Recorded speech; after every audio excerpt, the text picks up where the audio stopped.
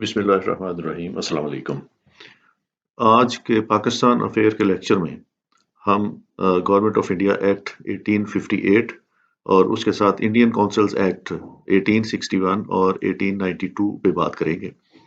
आज का लेक्चर इसलिए अहम है कि इससे हमें ब्रिटिश एडमिनिस्ट्रेशन को समझने का मौका मिलेगा और सब्सिक्वेंटली जब हम इंडियन नेशनल कांग्रेस और ऑल इंडिया मुस्लिम लीग की सियासत पे बात करेंगे तो उसमें यही इंडियन काउंसिल एक्ट 1861 और 1892 के गिर्द इनकी सियासत जो है वो सारी रहेगी और इसमें जितनी भी फिर कॉन्स्टिट्यूशनल अमेंडमेंट हुई हैं इंडियंस को एडमिनिस्ट्रेशन में इंटीग्रेट करने के लिए वो सारी इंडियन काउंसिल्स एक्ट 1861 और 1892 के गिर्द घूमती हैं। तो ये दोनों एक्ट बहुत अहम है और गवर्नमेंट ऑफ इंडिया एक्ट जो है ये ओवरऑल एडमिनिस्ट्रेशन जो थी ब्रिटिश ने इस एक्ट के तहत की। तो इन तीनों को समझना, इन तीनों एक्ट्स को समझना बहुत जरूरी है अगर आपने पाकिस्तान की स्ट्रगल फॉर मूवमेंट को समझना है 1905 से लेकर 1947 तक।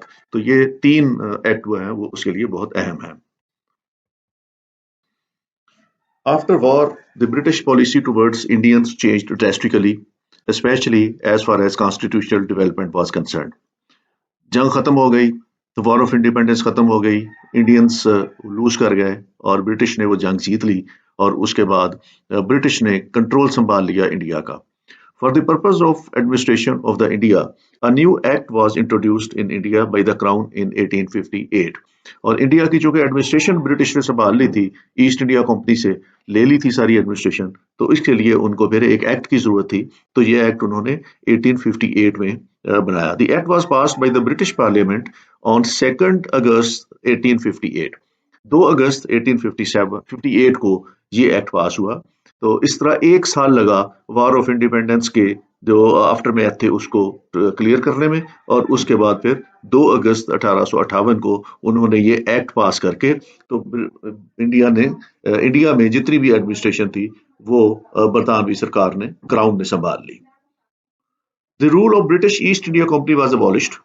जैसे हम पहले पढ़ चुके हैं तो ईस्ट इंडिया कंपनी जो थी उसने यहाँ ट्रेडर्स की हैसियत से आए थे और ग्रेजुअली वन बाय वन उन्होंने रियासतें और उन्होंने प्रोविंसेस जो थे उनको फतह किया और आखिर में दिल्ली भी फॉल कर गया। तो 1857 में पूरा इक़्तिदार उन्होंने वॉर ऑफ इंडिपेंडेंस के बाद जो है वो ईस्ट इंडिया कंपनी के पास इंडिया का चला गया। 1858 में जो एक्ट पास किया बरतानवी पार्लियामेंट में उससे उन्होंने ईस्ट इंडिया कंपनी से तमाम इंडिया के इख्तियारात वापस ले लिए और ये इख्तियारात उन्होंने क्राउन को दे दिए, यानी इंडिया बराह रास्त बरतानिया की कॉलोनी बन गया इस एक्ट के तहत 1858 के तहत। Crown was empowered to appoint a governor general and the governors of the presidencies. तो इससे पहले जितनी भी ट्रांसफर पोस्टिंग जहां होती थी ईस्ट इंडिया कंपनी में वो ईस्ट इंडिया कंपनी करती थी। इसके बाद इस एक्ट के पास होने के बाद ये पावर क्राउन के पास चली गई कि वो गवर्नर जनरल को यहाँ पोस्ट करें। Court of directors and the board of governors were abolished and their place was taken over by the secretary of state for Indian affairs and the Indian council. East India company के कारोबार को देखने के लिए और India की supervision के लिए उन्होंने एक कोर्ट ऑफ डायरेक्टर्स बनाया हुआ था और एक उसके नीचे बोर्ड ऑफ कंट्रोल था।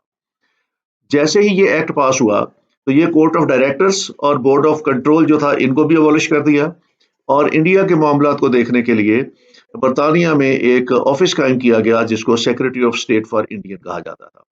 ये एक सेक्रेटरी था जो इंडियन अफेयर्स को देखता था और उसकी हेल्प के लिए उन्होंने एक इंडियन काउंसिल बनाई जो उसको एडवाइस किया करती थी या उसकी एक एडवाइजरी कैपेसिटी थी इंडियन काउंसिल की।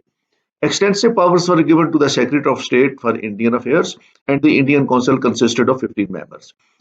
ये सेक्रेटरी सबसे अहम फर्द था इंडिया के मामलात में। जब भी कोई डिसीजन मेकिंग होती थी तो ये secretary of state for India की फाइनल से उसमें होती थी और उसको असिस्ट करने के लिए जो काउंसिल बनाई उसके 15 मेंबर्स रखे।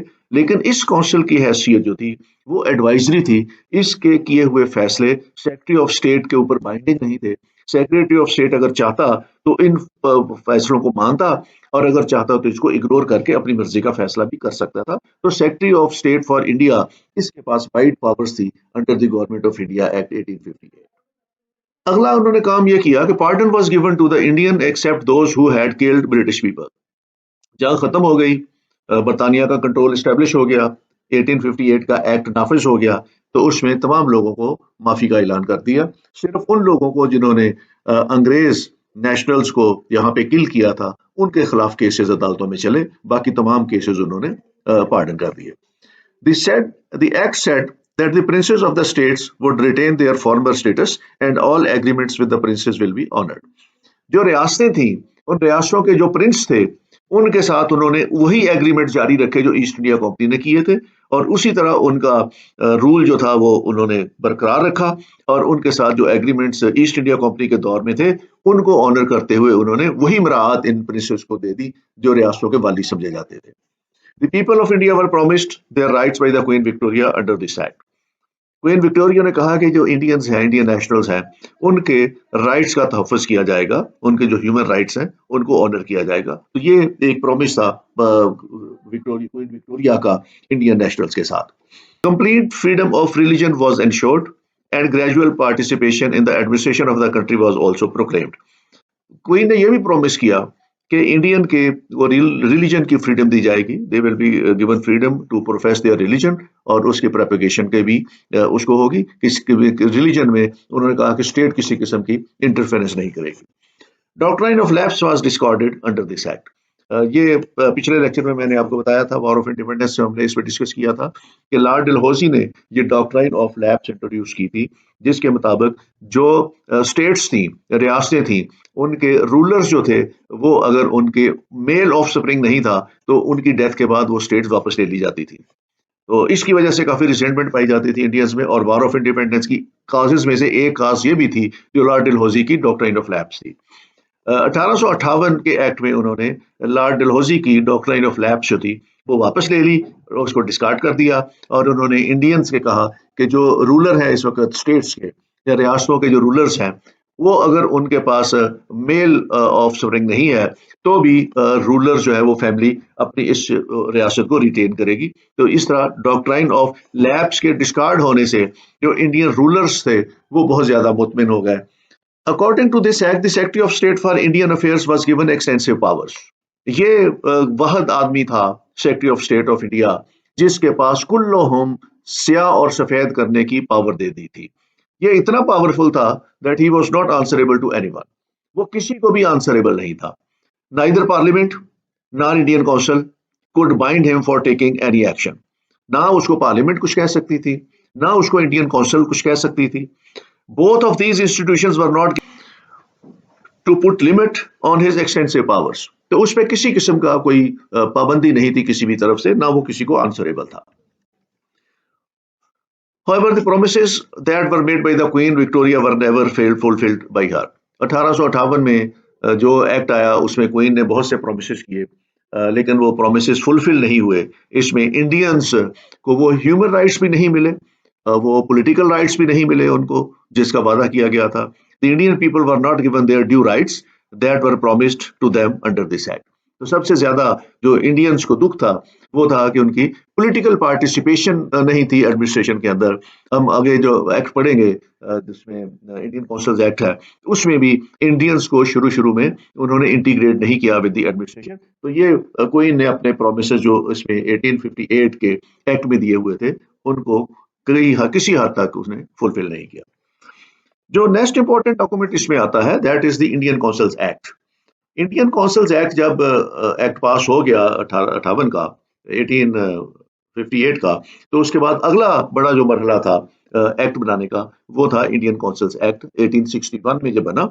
Indian councils act of 1861 was a significant piece of legislation enacted by the parliament of the United Kingdom. India के बारे में जितने भी एक्ट बनते थे ये बरतानवी पार्लियामेंट बनाती थी और वो उसके बाद इंडिया में नाफिज होते थे। तो इसमें जो इम्पोर्टेंट एक एक्ट है ये 1861 का है जिसको हम इंडियन काउंसिल्स एक्ट कहते हैं। इसके तहत इन्होंने जो पॉलिटिकल सेटअप था इंडिया के अंदर वो सेटअप किया। ट्रांसफॉर्मेशन ऑफ एग्जीक्यूटिव काउंसिल, एक तो सबसे पहले उन्होंने जो एग्जीक्यूटिव काउंसिल थी वायसराय की उसको इन्होंने ट्रांसफॉर्म किया। The act transformed India's executive council into a cabinet operating on the portfolio system. जो इंडियन एग्जीक्यूटिव काउंसिल थी इसको एक तरह से उन्होंने कैबिनेट का दर्जा दे दिया था। जिस तरह पार्लियामेंट्री फॉर्म ऑफ सिस्टम के अंदर एक कैबिनेट होती है, वो अपने अलग से फैसले करती है, वो इंतजामी सरबराह होती है, और जो लेजिस्लेटिव असेंबली है वो लॉ बनाती है। तो इसी तरह इंडियन सिस्टम में जो इंडियन काउंसिल एक्ट 1861 का उन्होंने इंट्रोड्यूस किया, उसमें इन्होंने एक कैबिनेट बनाई जो गवर्नर जनरल और बाद में वो वाइसराय उसको कहते थे, तो वाइसराय के लिए वो कैबिनेट का काम करती थी। This system allowed for specialised management of different government functions. इस कैबिनेट के जुम्मे या एग्जेक्टिव काउंसिल कह लें इसको, या यू कैन से इसकी हैसियत कैबिनेट जैसी थी। इस एग्जेक्टिव काउंसिल के जुम्मे वो तमाम मैनेजमेंट जो गवर्नमेंट फंक्शंस होते हैं वो उसकी सुपरविजन इसकी जिम्मेदारी थी। तो ये एक बड़ा प्रेस्टिजियस इंस्टीट्यूशन था जो एग्जेक्टिव काउंसिल थी, इसमें वाइसराय की या गवर्नर जनरल की। Executive council consisted of 6 ordinary members. इसके यहाँ 6 मेंबर थे, each responsible for a distinct department in Calcutta government. Calcutta government जो थी, ये हेडक्वार्टर था इसका ईस्ट इंडिया कंपनी का भी था, और उसके बाद जब ब्रिटिश ने टेकअप किया इसको, तो वहां भी इन्होंने अपना दारुल खिलाफा जो था वो कलकत्ता को ही रखा। तो कलकत्ता गवर्नमेंट जो थी वो एग्जेक्टिव काउंसिल जो थी वो इसका हेडक्वार्टर जो था वो कलकत्ता में था, और इसमें उन्होंने जो 6 मेंबर्स दिए, पहले 5 मेंबर थे, फिर एक छठा मेंबर इन्होंने 1874 में इसमें ऐड करके, तो ये 6 मेंबर हो गए इसके एग्जेक्टिव काउंसिल के। और ये 6 मेंबर्स जो थे, हर मेंबर को एक पोर्टफोलियो उन्होंने अलॉट कर दिया था, और पोर्टफोलियोज में home, revenue, military, law, finance और उसके बाद फिर पब्लिक वर्क्स। ये पब्लिक वर्क्स 1874 में इसमें ऐड हुआ। तो ये 6 महकमे जो थे, 6 एग्जेक्टिव काउंसिल के मेंबर्स, हर मेंबर को उन्होंने एक एक पोर्टफोलियो जो है वो अलॉट कर दिया, और वो मेंबर उस पोर्टफोलियो में होने वाली तमाम एडमिनिस्ट्रेशन का जिम्मेदार था। तो उसकी नेचर ऑफ जॉब ऐसी ही थी जैसी हमारे यहाँ आजकल के सिस्टम में फेडरल मिनिस्टर की होती है। तो इस तरीके से एग्जेक्टिव काउंसिल वहां पे उन्होंने बनाई, जिसके अंदर उन्होंने 6 मेंबर रखे। Additionally, the military commander in chief participated as an extraordinary member.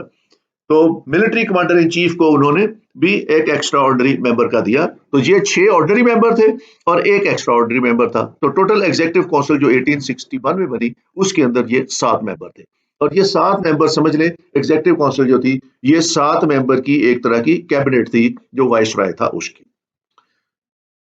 अब 1861 में जो काउंसिल एक्ट बना, उसमें वाइसराय को बहुत पावर दी गई थी। The Viceroy had the power to overrule the council on affairs if deemed necessary. Viceroy जो था वो एग्जेक्टिव काउंसिल के जो भी अफेयर्स थे, जो भी फैसले थे, उसको ओवररूल कर सकता था। This authority was exercise during lord Lytton tenure in 1879। तो लॉर्ड लिटन ने इस अथॉरिटी को बहुत ज्यादा एक्सरसाइज किया, और एग्जेक्टिव काउंसिल के बहुत से फैसलों के खिलाफ उसने उसको ओवररूल किया, और उसने अपनी जजमेंट दी। In emergencies the viceroy could issue ordinances lasting 6 months when the legislative council was not in session. तो वाइसराय को ये इख्तियार भी था कि इमरजेंसी की सूरत में वो ऑर्डिनेंस जारी कर सकता था, और उस ऑर्डिनेंस की ब्याज जो है वो 6 महीने थी, लेकिन वो ऑर्डिनेंस कार उस वक्त कर सकता था जब लेजिस्लेटिव काउंसिल सेशन में ना हो। तो ये भी वाइसराय की एक बड़ी पावर थी जो इंडियन काउंसिल्स एक्ट 1861 में दी हुई थी।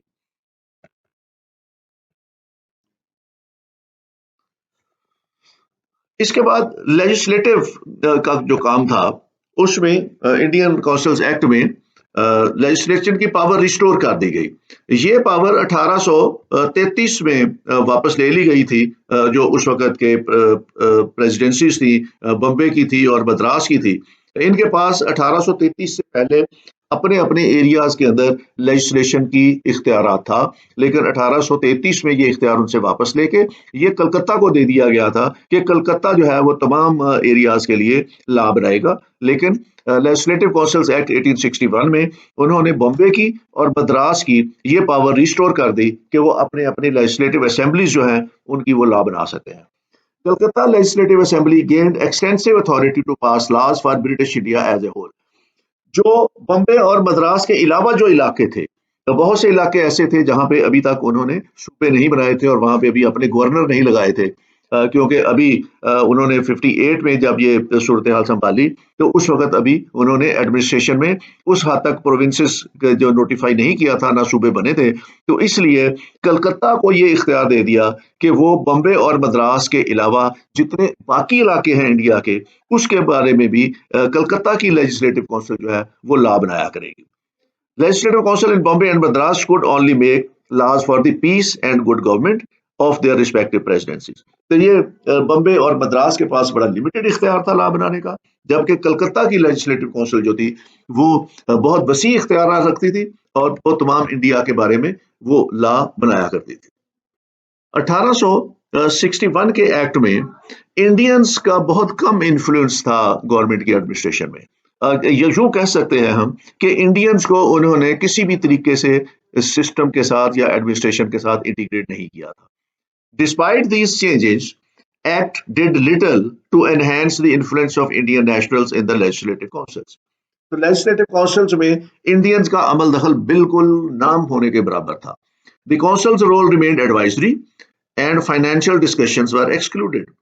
ایک تو لیجسلیٹو کونسل جتنی تھی ان کا رول جو تھا وہ ایڈوائزری تھا، اور جو ایگزیکٹو کے پاس لیجسلیٹو کونسل جو تھی سینٹرل پہ تھی، وہ زیادہ اختیار جو تھا وہ that was vested in the viceroy اور دی گورنر جنرل. وہ چاہتا تو اس کی ریزولوشن کو مان لیتا، چاہتا تو اس کو ریفیوز کر دیتا. اور دوسرا، انڈینز کو بہت زیادہ رہنمائی نہیں دی گئی تھی ان لیجسلیٹو کونسلز میں. جو ایگزیکٹو کونسل تھی اس پہ تو انڈینز کو سرے سے کسی بھی انڈین کو اس میں شامل نہیں کیا گیا تھا، اور جو لیجسلیٹو کونسل تھی، سینٹرل لیجسلیٹو کونسل تھی، اس کے اندر برائے نام لوگوں کو ایڈ کیا گیا تھا. وہ میں اگلی سلائیڈ پہ آپ کو بتاؤں گا کہ اس میں کتنے لوگوں کو ایڈ کیا گیا اس کے اندر. Governor general was given the power to create new پروونسل. کے پاس اختیار تھا کہ وہ نئے صوبے بنا سکتا تھا، اور وہاں پہ وہ لیفٹیننٹ گورنرز وہاں صوبوں میں لگا سکتا تھا. تو وہاں پہ نئے صوبے بنانے کا اختیار بھی اسی طرح انہوں نے وائس رائے کے پاس دے دیا تھا. تو انڈیا کے اندر جو کلہم اختیار تھا ایڈمنسٹریشن کا وہ وائس رائے کے پاس تھا، اور جو پالیسی میکنگ کا مکمل اختیار تھا انڈیا کے بارے میں وہ secretary to state of India تھا جو وہاں برطانیہ میں بیٹھتا تھا. تو یہ دو لوگ جو تھے وہ انڈین ایڈمنسٹریشن میں بہت ان تھے اور ان کی بہت ویلیو تھی، اور یہی مل کے سارے فیصلے کرتے تھے. اور الٹیمیٹ جو اختیار تھا پالیسی بنانے کا وہ secretary to state of India تھا، اور وہ بھی وائس رائے سے کنسلٹ کرتا تھا، لیکن وہ وائس رائے کی ایڈوائس کو اوور لک بھی کر سکتا تھا. کمپلیٹ جو تھی اس وقت اتھارٹی وہ secretary of state for India. اب لیجسلیٹو کونسلز کی طرف آتے ہیں. تو 1861 کے ایکٹ میں لیجسلیٹو پرپز کے لیے governor general council was انلارجڈ. Governor general کی کونسل جو تھی اس کو انہوں نے اضافہ کر دیا، 6 سے لے کے 12 ایڈیشنل ممبر جو تھے وہ اس میں شامل کر دیے، اور ان سب کی نومینیشن جو تھی وہ گورنر جنرل کرتا تھا. جتنی بھی لیجسلیٹو کونسلز تھیں ان میں نومینیشن ہوتی تھی، کسی بھی جگہ بھی الیکشن نہیں ہوتا تھا، اور یہ نومینیشن گورنر جنرل صاحب کرتے تھے. دے ور appointed for a period of 2 years. 2 سال کے لیے ہوتی تھی، اور 2 سال کی میعاد مدت پوری ہونے کے بعد وہ ممبر ریٹائر ہو جاتا تھا اور اس کی جگہ اور لوگ نومینیٹ ہو جاتے تھے. Out of these, at least half of the additional members were to be non-official, یعنی برٹش اور انڈین. ان میں سے ہاف ممبرز جو تھے وہ ایڈیشنل ممبرز میں سے وہ نان آفیشلز ہوتے تھے اور آدھے آفیشلز ہوتے تھے. آفیشلز ممبر سے مراد وہ ہوتی تھی جو اس وقت برطانیہ کی سرکار کے ملازم تھے، اور جو آدھے ممبرز تھے وہ نان آفیشل ممبرز تھے، اور یہ برٹش اور انڈینز میں سے سلیکٹ کیے جاتے تھے، اور اس کو سلیکٹ کرنے کا اختیار بھی گورنر جنرل کے پاس تھا.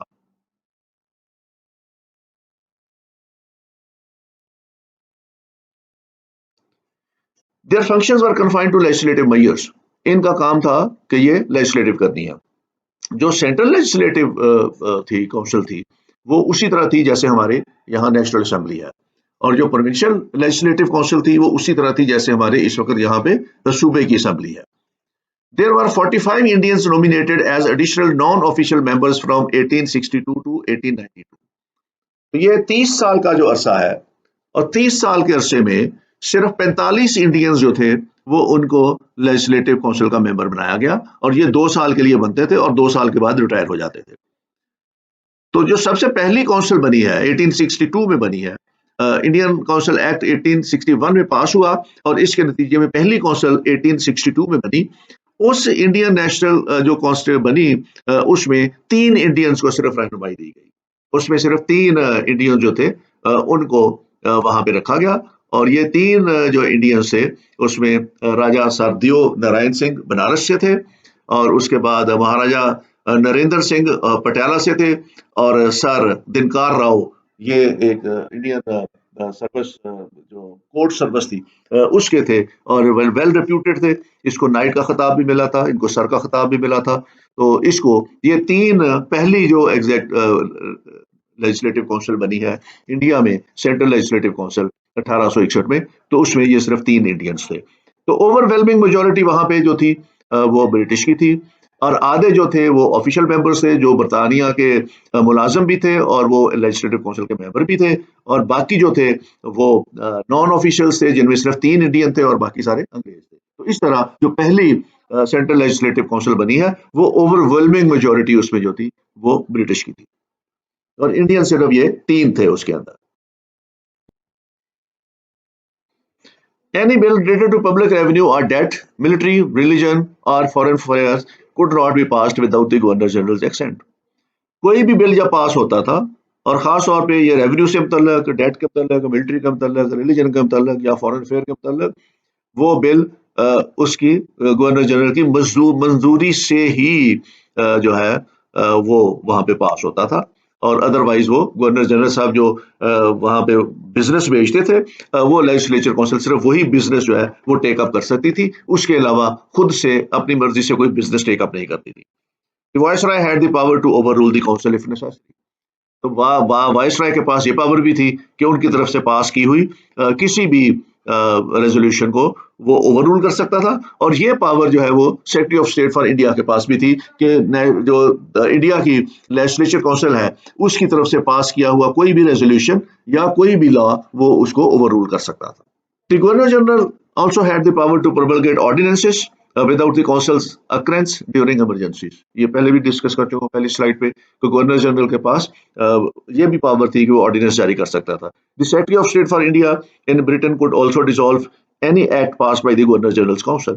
तो ये भी सेक्रेटरी ऑफ स्टेट के पास बड़ी पावर्स थी। तो ये 2 अफराद जो थे गवर्नर जनरल और उसके बाद या वायसराय या secretary of state for India, इनके पास बहुत ज्यादा वसी पावर्स थी कि वो कोई भी काम कर सकते थे और किसी भी लेजिस्लेटिव असेंबली की रेजोल्यूशन को ओवररूल कर सकते थे।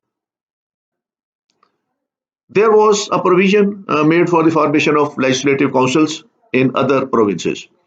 दूसरे सूबों में भी लेजिस्लेटिव काउंसिल्स बनाने की इजाजत थी, इसमें प्रोविजन थी। पहले बताया हो कि ये जो लेजिस्लेशन थी ये उस वक्त जो थी वो कलकत्ता थी और बंगाल थी और मद्रास थी, लेकिन इस एक्ट के तहत दूसरे सूबों में भी सूबे बनाने का इख्तियार भी गवर्नर जनरल के पास था और वहां पे लेजिस्लेटिव काउंसिल बनाने का जो प्रोविजन थी वो भी गवर्नर जनरल के पास थी। New provinces could also be created for legislative purposes and lieutenant governors be appointed for them. सूबे बनाने का इख्तियार भी था गवर्नर जनरल के पास था। Legislative councils were formed in other provinces. अब इनको देखते हुए जो लेजिस्लेटिव काउंसिल्स बनाई गई हैं वो बंगाल में बनाई गई 1862 में, नॉर्थ वेस्ट फ्रंटियर प्रोविंसेस में 1886 में बनाई गई और पंजाब में और बर्मा में 1897 में बनाई गई। तो इस एक्ट के तहत फिर आगे जो इंतजाम हुआ तो सूबों में फिर इस तरह लेजिस्लेटिव काउंसिल जो थी उनको बनाया गया। इसके बाद अगला बड़ा जो स्टेप उठाया जाता है ये इंडियन काउंसिल्स एक्ट 1892 में आता है। अब 1892 62 से लेके 92 तक का जो पीरियड है ये 30 साल का पीरियड है जिसके जरिए इंतजाम जो है वो इंडियन काउंसिल एक्ट 1861 के तहत जो है वो चलाया गया। अब 1861 के बाद चूंकि ये काउंसिल्स बन गई, मुल्क में सियासी सरगर्मियां शुरू हो गई तो सियासी जमातें जो है वो बनना शुरू हुई, तो इंडियन नेशनल कांग्रेस जो है वो 1885 में बनती है और 85 में बनने के बाद उन्होंने ये मुतालबा शुरू कर दिया कि इंडियंस को ज्यादा इंटीग्रेट किया जाए विद द पॉलिटिकल सिस्टम। तो उसके बाद फिर डिमांड जो है वो मुसलसल बढ़ता रहा तो इंडियन काउंसिल्स एक्ट 1892 आया और इसमें इंडियंस को थोड़ा सा ज्यादा इंटीग्रेट किया गया with the system. The act increased the number of additional or non-official members in the legislative councils as follows. اس میں سینٹرل لیجسلیٹو کونسل جو تھی اس کے ممبر بڑھا دیے گئے, 10 سے 16 ممبر بڑھ گئے اس میں. بنگال کے 20 ممبر, مدراس کے 20, بمبے کے 8, اودھ کے 15 اور NWFP کے 15.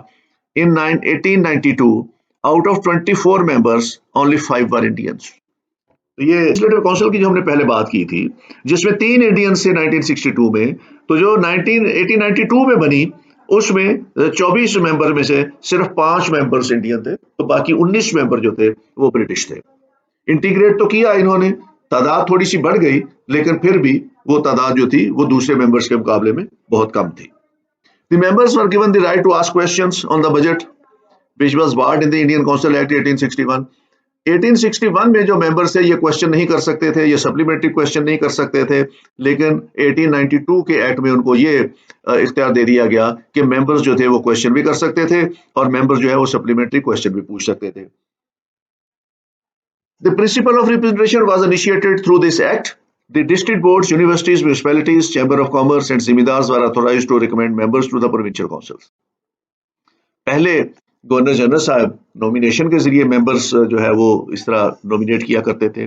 اب انہوں نے تھوڑا سا طریقہ کار بہتر کر لیا اور اس میں ڈسٹرکٹ بورڈ بنا دیے, یونیورسٹیز کو کہہ دیا, میونسپلٹیز کو کہہ دیا, چیمبر آف کامرس کو کہہ دیا کہ وہ ریکمنڈیشن بھیجا کریں اور ان کی ریکمنڈیشن پہ جو گورنر جنرل صاحب ہیں وہ لوگوں کو نامزد کیا کریں گے. پہلے یہ اختیار کلہم گورنر جنرل کا تھا, اب انہوں نے کنسلٹیشن اختیار کرنی شروع کر دی کہ انڈینز کو کنسلٹ کرنا شروع کر دیا.